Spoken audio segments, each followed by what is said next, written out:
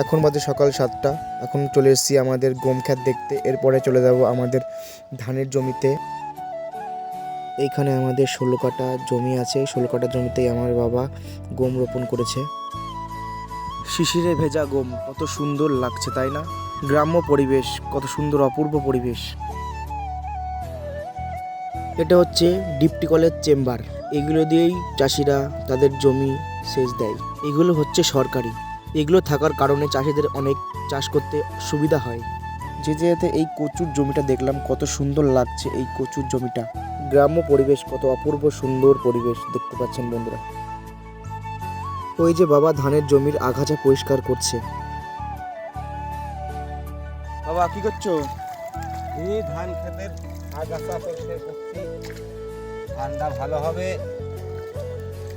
খুব ঘাস হয়ে গিয়েছে। কেমন আগাছা হয়েছে দেখিয়ে দাও। ধানগুলো সব নষ্ট হয়ে যায়। আচ্ছা, জমির আগাছা নিড়ানো কমপ্লিট। বাবা হয়ে গেল? হ্যাঁ, নিরানো হয়ে গেছে, এখন বাড়ি যাবো। চলো বাড়ি গিয়ে ভাত খেয়ে নিই। ঠাকুর যা করে। বাবার পা হাতটা ধোয়া গেছে, আমিও পা হাতটা ধুয়ে নিচ্ছি। এখন বাজে 11টা, বাড়ি গিয়ে ভাত খেয়ে নেওয়া যাক। আমাদের এই ছোট্ট মিনি ব্লগ আপনাদের কেমন লাগলো অবশ্যই কমেন্টে জানাবেন। ভালো লাগলে লাইক কমেন্ট শেয়ার করবেন।